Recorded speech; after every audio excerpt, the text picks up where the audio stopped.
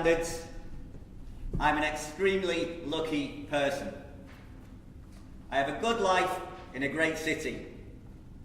I've got a good job, a nice flat, and a happy girlfriend. And on top of that, I'm healthy, I'm stylish, and as you can all see, I'm devastatingly handsome. But Madam Contest Chair, fellow Toastmasters, welcome guests, that's not why I'm lucky. I'm lucky because the people around me make me feel like I belong. And it wasn't always this way. My mother was an 18-year-old girl when she met my father. She came over from Belfast in Northern Ireland to work for the summer in London at the Savoy Hotel as a chambermaid. My father was a 23-year-old Algerian, also working at the Savoy Hotel as a luggage porter. They had a brief relationship, and then Mary, my mother, went back to Belfast before she realised she was pregnant. For an unattached Irish Catholic girl in Northern Ireland at the height of the Troubles, a baby was not a good thing to have. People might have believed the father was a mysterious Algerian man who she'd lost touch with, or they might have thought the father was a British soldier with devastating consequences. Either way, as a baby, I didn't belong there. And so Mary gave me up for adoption in the hope that I would have a better life. I was adopted by Hazel and Michael Callahan, who lived in Wigan. Hazel was a health visitor, Michael was a barber. Hazel had had 4 miscarriages, and I think they had a big impact on her. She was agoraphobic, didn't like to go outside, and she was very tense, always on the verge of losing her temper. Michael was a good and gentle man, but he had an air of sadness about him. I wasn't very happy as a child.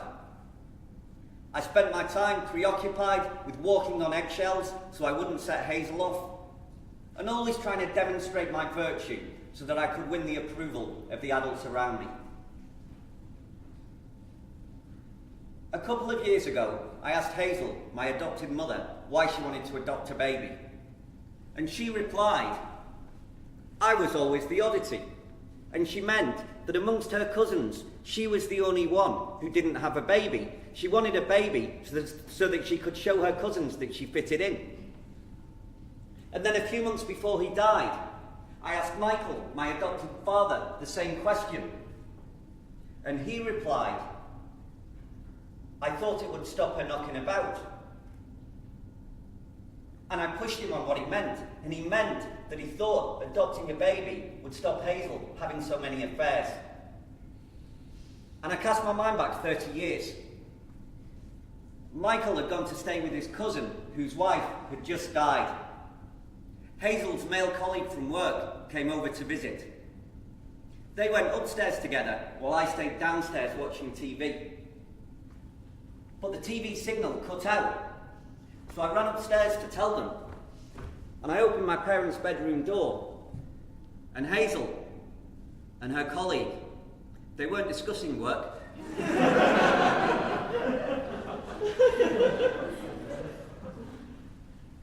When I realised why Hazel and Michael wanted to adopt me, my childhood made so much more sense to me.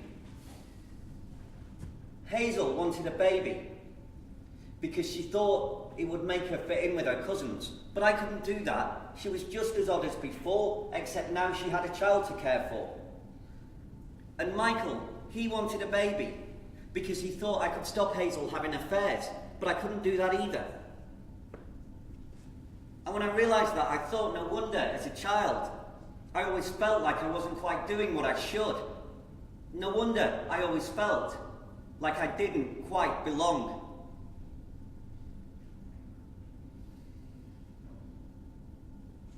Hazel and Michael finally got divorced when I was 14, and to be honest, it was long overdue.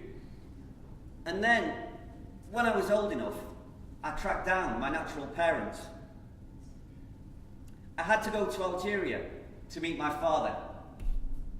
And the first time I met him, one of the very first things he said to me with his hand on my shoulder was, "Son, I'm proud of you." And he said it without me having to prove anything to him. And it made me understand what it felt like to be accepted and what it felt like to belong. And meeting my natural mother and getting to know her and her 4 daughters, my half-sisters, was probably the highlight of my life. And meeting them too made me understand what it felt like to be accepted.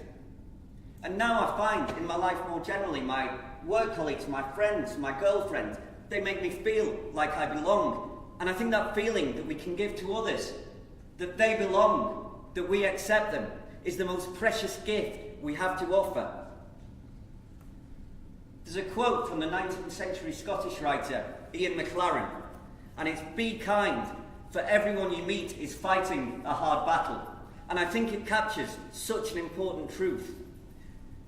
Because sometimes we meet people and they're difficult, or sometimes we meet people and they seem to have it all already. But you don't know their struggle. You don't know why they are the way they are. You don't know what they've been through to get here. But I can tell you this, if they're a human being who's been alive on this planet for more than a few years, then you can bet that they've known pain, and they've known loss, and they've known sorrow.